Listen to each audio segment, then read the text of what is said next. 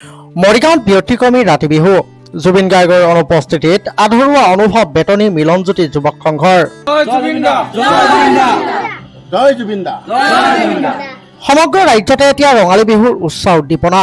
ঢোল পেপাৰ মাতে গগন ফালিছে যদিও মৰিগাঁও জিলাৰ বেতনী মিলনজ্যোতি যুৱ সংঘৰ বিহু আনন্দৰ মাজত এইবাৰ যেন বিৰাজ কৰিছে এক চেপা উত্তেজনাই।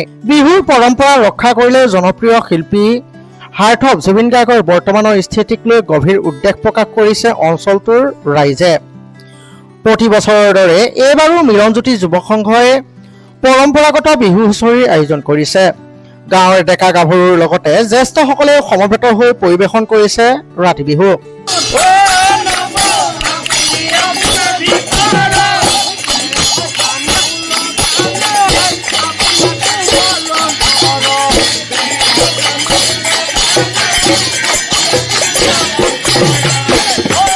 বিহুৰ এই আনন্দৰ মাজতে এগৰাকী বৃদ্ধা আইতাই কঁকাল ভাঙি নাচি সকলোৱে দৃষ্টি আকৰ্ষণ কৰে।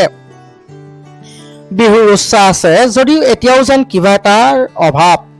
সংঘৰ উপদেষ্টা প্ৰশান্ত ডেকাই সংবাদ মাধ্যমৰ আগত কয় যে জুবিন গাৰ্গৰ অনুপস্থিতিত এইবাৰ বিহু সকলোৰে বাবে আধৰুৱা। নমস্কাৰ, আমি বেতনী মিলনজ্যোতি যুৱক সংঘৰ সমূহ সদস্যবৃন্দই আজি পৰম্পৰাগতভাৱে যি বিহু হুঁচৰি সেয়া আমি গাঁওখনতে এইবাৰ পৰিৱেশন কৰিছোঁ।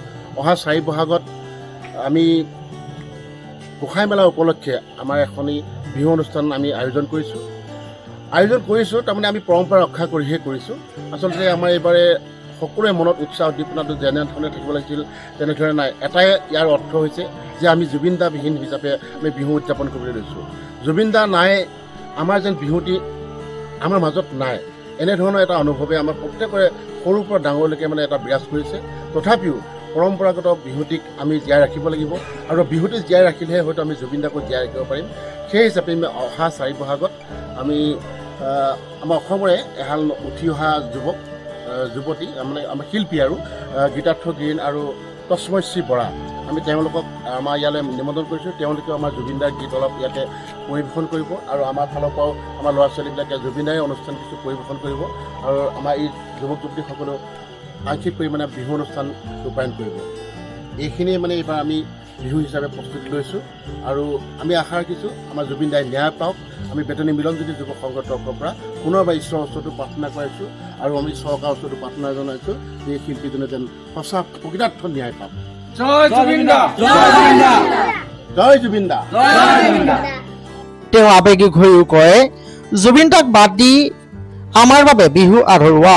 জুবিন দা নাই যেন আমাৰ মাজত বিহুটি নাই, তেনে এক অনুভৱে আমাক দহিছে। কিশোৰৰ পৰা বৃদ্ধলৈকে প্ৰতিজন বিহুপ্ৰেমীৰ মনতে শিল্পীগৰাকীৰ অনুপস্থিতিয়ে এক শূন্যতাৰ সৃষ্টি কৰিছে। যুৱ সংঘই জনোৱা অনুসৰি অহা 4 বহাগৰ গোসাই মেলাৰ লগত সংগতি ৰাখি এক সাংস্কৃতিক অনুষ্ঠান আয়োজন কৰা হৈছে।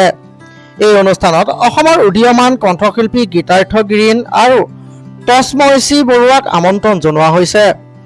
আমন্ত্ৰিত শিল্পীসকলে জুবিন গাৰ্গৰ কালজয়ী গীতসমূহ পৰিৱেশন কৰি বিহুটিক পুনৰ জীপাল কৰি তুলিব বুলিও আশা প্ৰকাশ কৰিছে উদ্যোক্তাসকলে। ইয়াৰ উপৰি যুৱ সংঘৰ কিশোৰ কিশোৰীসকলেও জুবিন গাৰ্গৰ গীতৰ তালে তালে বিহু নৃত্য প্ৰদৰ্শন কৰিব। প্ৰিয় শিল্পীগৰাকীৰ প্ৰতি থকা আন্তৰিক মৰম আৰু সন্মান প্ৰকাশ কৰি যুৱ সংঘই জুবিন গাৰ্গক প্ৰকৃত ন্যায় প্ৰদান কৰিবলৈ চৰকাৰ তথা প্ৰশাসনক কৰজোৰ আহ্বান জনায়। তেওঁলোকে বিচাৰে যে মৰমৰ জুবিন দাই সোনকালে ন্যায় পাওক আৰু ভগৱানৰ ওচৰত প্ৰাৰ্থনা জনাইছে যাতে তেওঁ অতি সোনকালেই স্বাভাৱিক ৰূপত ৰাইজৰ মাজলৈ ঘূৰি আহে। বিহুৰ এই উৎসাহৰ মাজতে জুবিন গাৰ্গৰ সমৰ্থনত দিয়া শ্লোগানেৰে মিলনজ্যোতি যুৱ সংঘৰ প্ৰাংগণ কঁপি উঠে। মৰিগাঁৱৰ পৰা চন্দন হীৰা ৰিপৰ্ট, লোকেল 18।